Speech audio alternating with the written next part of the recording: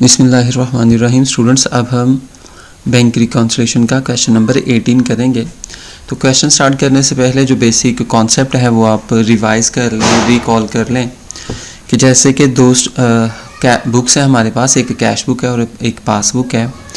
Cash book जो है वो कस्टमर अपने पास बना रहा होता है, मेंटेन कर रहा होता है, और जो पासबुक है वो बैंक अपने पास बना रहा होता है, मेंटेन कर रहा होता है। अगर कैश बुक और पासबुक का बैलेंस आपस में मैच ना करे तो उस बैलेंस को मैच करने के लिए, मिलाने के लिए, इस बैलेंस को टैली करने के लिए हमें बैंक रिकॉन्सिलेशन स्टेटमेंट बनानी पड़ती है। कुछ ट्रांजैक्शंस होती हैं जो कि कैश बुक में नोट नहीं होती, पासबुक में नोट हो चुकी होती हैं, और कुछ ऐसी होती हैं जो पासबुक में नोट नहीं होती, कैश बुक में नोट हो जाती हैं। तो इन वजूहात की बिना पे कैश बुक और पासबुक का बैलेंस टैली नहीं करता, तो इस बैलेंस को टैली करने के लिए, मैच करने के लिए हमें बैंक रिकॉन्सिलेशन स्टेटमेंट बनानी पड़ती है। तो क्वेश्चन में हमें कैश बुक या पासबुक का बैलेंस दिया होता है और कुछ ट्रांजैक्शंस होती हैं जो कि कैश बुक या पासबुक में रिकॉर्ड नहीं होती, तो उन ट्रांजैक्शंस को हम बैंक रिकॉन्सिलेशन के थ्रू रिकॉर्ड करके अपना बैलेंस टैली कर लेते हैं। चलें क्वेश्चन को रीड करते हैं। क्वेश्चन 18 में बता रहा है, on 31 January 2022 A traders cash book showed an overdraft balance. Traders की कैश बुक जो है वो ओवरड्राफ्ट बैलेंस शो कर रही है। ओवरड्राफ्ट बैलेंस अनफेवरेबल बैलेंस कहलाता है, क्रेडिट बैलेंस होता है ये कैश बुक का, और बता रहा है ₹4000 है eight the bank. On the reference to the book, the following items are noted. Prepare the bank reconciliation statement. तो कुछ रेफरेंस दिए हैं जिनकी वजह से बैंक रिकॉन्सिलेशन स्टेटमेंट हमें बनानी पड़ रही है। तो देखते हैं पहली ट्रांजैक्शंस को। ट्रांजैक्शन नंबर 1 में कह रहा है, तो सबसे पहले जो बैलेंस दिया वो बैलेंस हम लिख लेंगे, balance as per cash book, और ये जो है वो अनफेवरेबल बैलेंस है, क्रेडिट साइड पे लिखा जाएगा।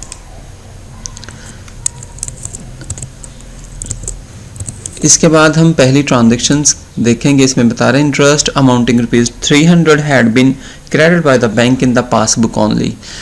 तो इंटरेस्ट रिसीव्ड हुआ है जो कि पासबुक में नोट किया गया है। तो ये पॉसिबल है इंटरेस्ट ऑन डिपॉजिट हो और बैंक ने कस्टमर के अकाउंट को क्रेडिट कर दिया हुआ है, क्रेडिट मतलब इंक्रीज़ कर दिया हुआ है, लेकिन ये वाली ट्रांजैक्शन कैश बुक में नोट नहीं हुई। अगर कैश बुक में कोई चीज़ इंक्रीज़ होगी तो वो पासबुक में भी इंक्रीज़ होगी, अगर कैश बुक में कोई चीज़ डिक्रीज़ होगी पासबुक में भी डिक्रीज़ होगी।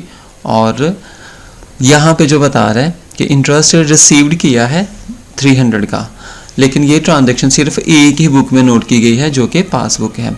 तो पासबुक में अगर बैलेंस इंक्रीज़ हो रहा है तो कैश बुक में भी इंक्रीज़ होना चाहिए था। तो ये बैलेंस जो है वो कैश बुक में नोट नहीं किया गया, तो इसको हम बैंक रिकॉन्सिलेशन के थ्रू नोट कर लेंगे, रिकॉर्ड कर लेंगे। तो इसको हम लिखेंगे interest credit by bank in passbook. तो ये इनकम है और इसकी वजह से बैंक बैलेंस इंक्रीज होगा, तो इसको हम डेबिट साइड पे लिख लेंगे। दूसरी transaction, bank charges amounting ₹50, bank ने चार्जेस डिडक्ट किए हैं कस्टमर के बैंक अकाउंट में से, have been debited by the bank in passbook only, और ये भी ट्रांजैक्शन सिर्फ पासबुक में नोट की गई है, कैश बुक में नोट नहीं की गई। तो इस ट्रांजैक्शन की वजह से जो कस्टमर का, ट्रेडर का अकाउंट है, बैंक बैलेंस है, वो कम होगा ₹50 से। ठीक है, तो ये हम अपनी बैंक रिकॉन्सिलेशन में बैंक चार्जेस के नाम से क्रेडिट साइड पर नोट करके अपना बैलेंस कम कर लेंगे। सी वाली ट्रांजैक्शन में बता रहे हैं आउट स्टेशन चेक। ये वाली ट्रांजैक्शन अक्सर जो है वो पेपर में आती है जिसमें आउट स्टेशन चेक का जिक्र किया जाता है। तो आउट स्टेशन चेक को अनकलेक्टेड वाली ट्रीटमेंट के साथ हम सॉल्व करते हैं। तो इसमें बता रहा है 310 आउट स्टेशन चेक है, वो बैंक में डिपॉजिट करवाया गया है on 29 January but not get been collected, और वो अभी तक कलेक्ट नहीं हुआ। हमने डेटर से चेक रिसीव किया और वो चेक जो है अपने पास कैश बुक में डेबिट साइड पे बैंक वाले कॉलम में नोट कर लिया, और ये समझा कि हमें कैश जो है वो रिसीव होने वाला है, हमारा बैंक अकाउंट इंक्रीज़ होने वाला है। वो चेक हमने बैंक में डिपॉजिट करवा दिया, लेकिन किसी वजह की बिना पे वो जो चेक है वो अभी कलेक्ट नहीं हुआ। वजूहात मुख्तलिफ हो सकती हैं। जिस डेटर से हमने चेक लिया उसके बैंक अकाउंट में पॉसिबल है कैश ही ना हो, या उसने चेक जो है वो रॉन्गली फिल कर दिया, उसमें डेट का इशू हो सकता है, अमाउंट का इशू हो सकता है, साइन का इशू हो सकता है। तो ये चेक जो है हमने जो डेबिट साइड पे लिखा था ये कलेक्ट नहीं हुआ। तो बैंक के साथ जब हम कैश बुक और पासबुक का बैलेंस टैली करेंगे तो बैंक बताएगा कि ये जो 310 का चेक आपने डेबिट साइड पे लिखा हुआ ना, ये कलेक्ट नहीं हुआ। तो हम क्या करेंगे, इसको दोबारा से क्रेडिट साइड पे लिख देंगे अपनी बैंक रिकॉन्सिलेशन स्टेटमेंट में। इसके बाद डी वाली ट्रांजेक्शन देखते हैं। इसमें बता रहा है cheque drawn totalling ₹190 have been presented had not been presented at the bank for the payment. तो एक चेक जो है हमने इशू किया था क्रेडिटर को, और वो चेक बैंक जो क्रेडिटर है वो बैंक में उसने प्रेजेंट नहीं किया। तो जब हम चेक इशू करते हैं या ड्रॉ करते हैं तो अपनी कैश बुक में उसको क्रेडिट साइड पे फ़ौरन नोट कर लेते हैं और ये एज्यूम करते हैं कि हमारा बैंक बैलेंस जो है वो कम होने वाला है या कम हो जाएगा।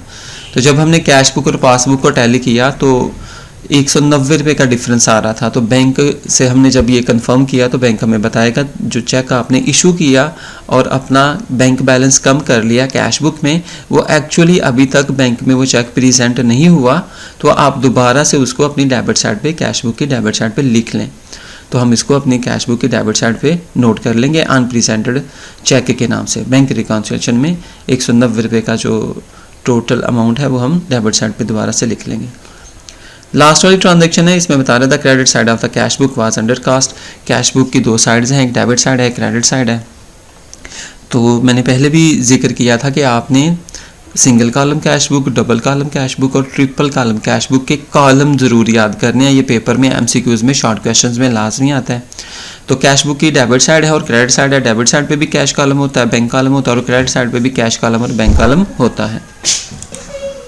तो यहाँ पे कैश बुक की जो क्रेडिट साइड है वो अंडर कास्ट है, मतलब कि कैश बुक की क्रेडिट साइड का मतलब है कि हमारा बैंक बैलेंस डिक्रीज़ होना था 200 से, लेकिन वो डिक्रीज़ नहीं किया हुआ हमने गलती से।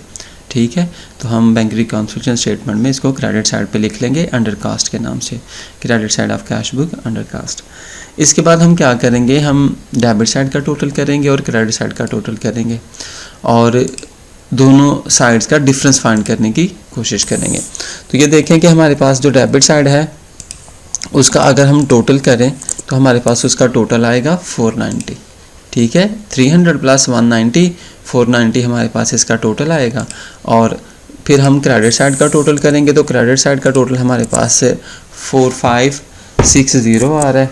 तो इन दोनों का हम डिफरेंस निकालेंगे और ये देखेंगे कि डेबिट साइड या क्रेडिट साइड दोनों में कितना डिफरेंस आ रहा है, कितना फ़र्क आ रहा है।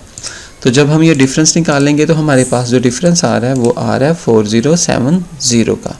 ये आप टोटल कैलकुलेशन चेक कर लीजिएगा। तो ये जो डिफरेंस आता है इसको हम नोट करते हैं। नोट करने का तरीका ये है कि ये जो डिफरेंस होता है हम उस साइड पे लिखते हैं जो पहले से ही साइड शॉर्ट होती है। ठीक है, फिर दोनों साइड्स हमारी इक्वल हो जाती हैं। बैंक रिकॉन्सिलिएशन में बेसिकली हमने कैश बुक और पासबुक को टैली करना होता है।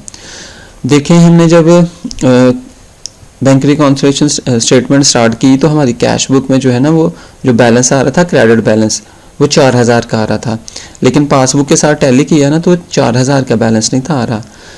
बैलेंस जो है वो हमारे पास अब आ रहा है 4070 आ रहा है। ठीक है, तो कैश बुक के हमने क्रेडिट बैलेंस से शुरू किया था जो कि अनफेवरेबल और माइनस का बैलेंस कंसीडर होता है। ठीक है, लेकिन ये बैलेंस जो है वो एक्चुअली पासबुक का डेबिट बैलेंस हमारे पास आ रहा है। ठीक है, इसको हम डेबिट बैलेंस लिखेंगे क्योंकि ये बैलेंस हमने डेबिट साइड पे लिखा है, क्योंकि डेबिट साइड जो है वो ज़्यादा शो हो रही है। ठीक है, एक्चुअली जो यहाँ पे आप देख रहे हैं ना जो डेबिट साइड है वो 490 की आ रही है, जो क्रेडिट साइड है ना वो 4560 की आ रही है।